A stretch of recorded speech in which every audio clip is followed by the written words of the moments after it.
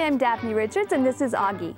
Our question this week comes from Vicki and Jack Newton about their frozen Euphorbia amach. If you're a regular viewer, you might recognize that this is a return appearance for Vicki and Jack's towering beauty on our Down to Earth segment. Well, then just a few months after we got their question, we got hit with the coldest temperatures in 6 years, which were much too cold for this heat-loving species. Vicki and Jack covered it on the first night of freezing temps, but it was still damaged. After that, they brought it inside, and thankfully they have very tall ceilings since this plant is over 10 feet tall. Here's what it looks like now. Can it be saved? Well, Jack and Vicki, it looks to me like it has enough healthy tissue to survive, but unfortunately, the tissue that was damaged by the frost will always have that scorched appearance, and indoors, it will continue to stretch, seeking light that it won't find, getting more lanky and less stable.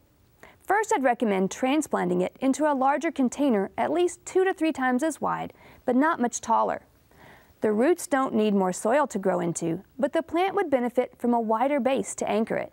Our plant of the week is native Salvia farinaceae, also widely known by the common names mealy cup sage, mealy blue sage, and just plain old mealy sage. This herbaceous perennial is in the mint family and has a similar spreading habit to its relatives, although it doesn't travel as far afield. Hardy to zone 8 and by some references into zone 7, mealy sage will die back to the ground each winter, but it's easily reinvigorated each spring after shearing it to the ground.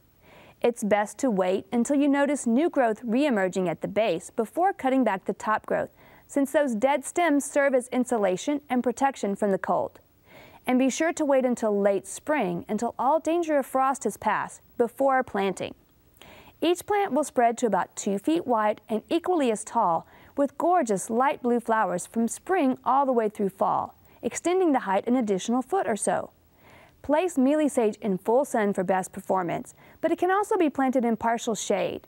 It's listed as medium water use, which means it'll need a bit of supplemental irrigation, perhaps 2 to 3 times a week during the hottest, driest times, especially if planted in full sun.